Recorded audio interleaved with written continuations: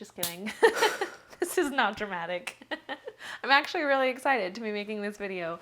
As you already know by the title, I am leaving Instagram for a bit, an Instagram sabbatical, if you will. I've been thinking about this for over a year. Let me explain, because I'm sure you have a lot of questions like, well, what about teaching? What about YouTube? Are you still going to teach on Instagram? What about your Instagram course? All the things. We're going to talk about it. We're going to talk about all the things. Where do I start? Let's start from the beginning. This time last year, so October of 2022, I was thinking about leaving Instagram because I felt like my content didn't belong there anymore. When I first started growing, I only taught Instagram tips, how to pose in photos, Instagram growth, edit your photos. I was only teaching Instagram, and that's why my content performed so well over there, because it was that platform. Whereas now I teach YouTube, TikTok, how to be a content creator, how to make money, all the things. And I'm not saying, oh, my content doesn't perform well and that's why I'm not gonna be there. But I noticed when I would talk about YouTube or TikTok, that stuff definitely didn't do well. And so it felt like I was almost being punished for posting to the platform.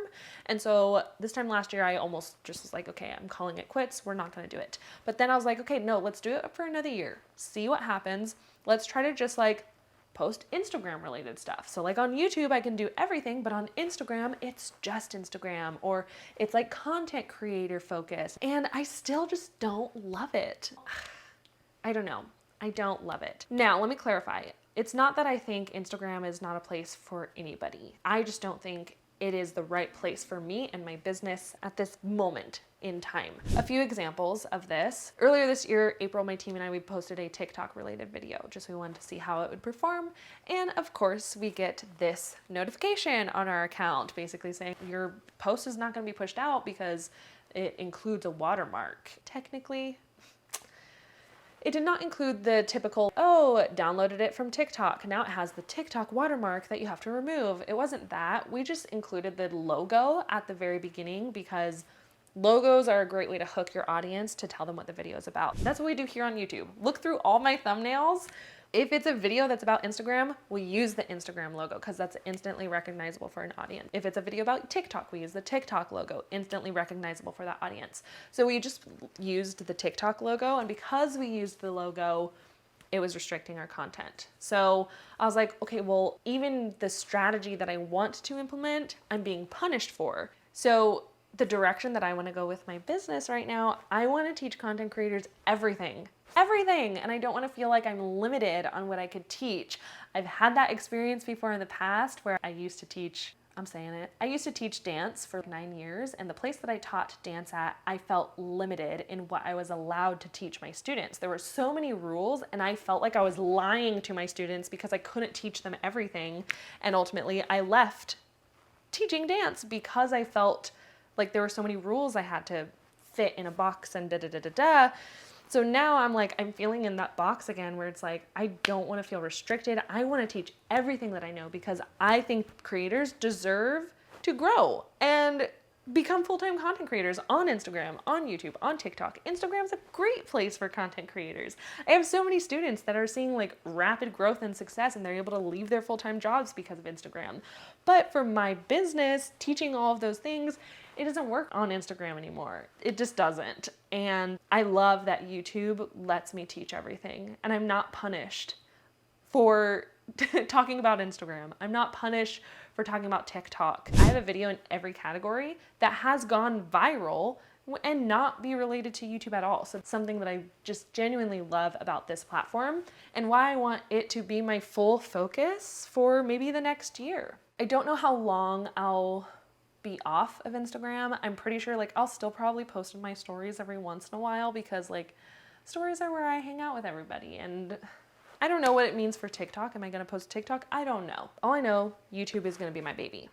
Okay, next reason why I'm like, this isn't the place for me. So I know Instagram's not the place for me in my business, and right now, a lot of my energy and my team's energy is creating Instagram content. And it actually distracts us from working on our courses, working on my YouTube channel, working on videos. Like, Instagram is actually a huge distraction, and it's something that gets in the way from us being able to work on bigger projects. I have 3 or 4 people that work on Instagram, creating content, making videos, engaging. I have 2 people that help with engagement, and then 1 person that helps with the creation, and then another person that helps with engagement when the other people can't do the engagement. Anywho, there's a lot of hands on deck that goes into Instagram creation so that we could post consistently. And when I think about the amount of hours that go into Instagram for my team, and not just the hours, but also as a business, that's money. That's a business expense. I'm paying people to spend all this time on Instagram. It's just not worth it anymore when our energy can be better spent evolving the online courses, making YouTube videos like the best quality possible. The people and their skills are valuable. I'm not saying they are not worth it. That's not what I'm saying. What I'm saying is I, as an individual, I don't even like engaging all the time on Instagram. That is my least favorite task. And for me to like justify paying somebody to do it full time almost, I feel horrible. I'm like, y'all are godsend to be engaging on my Instagram every single day, replying to DMs every single day, replying to comments every single day, Monday through Friday. Like, I could not. I do not want to. I don't know how you're doing it because that burns me the heck out. So I'm excited to have my team not do that, save their energy, and turn their energy into something that fulfills them. Not Instagram comments, but like being able to be like, okay, with the hours that you spent on Instagram, what's something else that you want to dive into? What are your thoughts on making YouTube thumbnails? Do you want to do YouTube scripting? Help me come up with YouTube video ideas. You want to organize the course updates, like asking them, what do you want to do? And giving them a position that has them feel fulfilled instead of Instagram comments. So that was like another reason. I just feel like business-wise, return on investment wasn't the best thing that I could be spending money on. I will say Instagram is the best place for making sales. Every time I do a live launch, Instagram is the #1 lead generator. I love it for that, and I'll probably be back for live launches on Instagram. I know it's a great investment for launching, but just like to maintain our presence, the amount of effort and energy it takes for myself and my team to do that wasn't, I don't know, it feels not in alignment as of right now. So what does this mean for me and my business when it comes to teaching Instagram tips, teaching Instagram growth? I actually think this is the best decision that I could make so that I could teach Instagram even better, because my account has over 100,000 followers on it. The strategies that I used in 2020 and 2021 to skyrocket my growth have probably changed in the past 2 years. And I would rather work with my students figuring out, okay, your account is at 0. Let's be strategic and figure out how to grow your account from 0 to 100,000. I would rather put my energy there helping them scale nowadays and learn by helping them than using strategies on an account that's already grown and me being like, hey, do this, even though I'm already at 100,000 followers. You know what I mean? Like, it's not hypocritical. It just feels weird for me to give tips of, hey, this is what I'm doing, but I grew 2 years ago. So I love being like hands-on with my students and in our Slack group, in the Facebook group, giving them tips, trying new things out, being like, okay, let's try this approach with your reels, and then studying what are these common factors that are actually helping people grow on Instagram now, and then applying that to my YouTube videos. I feel like that'll be way more relevant than things that, hey, this worked for my Instagram. Let's actually look at all of my students. And on top of that, with the extra time and energy, I think it's going to be so much more fun for me to experiment with, like, maybe I create a secret account on Instagram, start that from 0, and maybe it's like a faceless account where it's like, okay, how do you grow a faceless account on Instagram nowadays?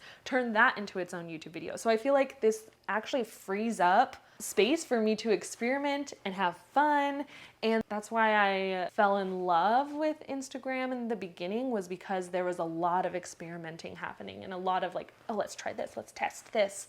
And I just feel like I've lost touch with that. So I think taking a step back from my account and being more hands-on with accounts that are having to do that testing phase is going to be really, really exciting for me, but also for YouTube content. I think that's gonna bring a lot of really fun YouTube videos in the future. And then finally, I guess my final reason for leaving Instagram is personally, this is like a personal, not business one, and it does affect the business decision, but all the business decisions were there. It was just the icing on the cake. I just don't like Instagram.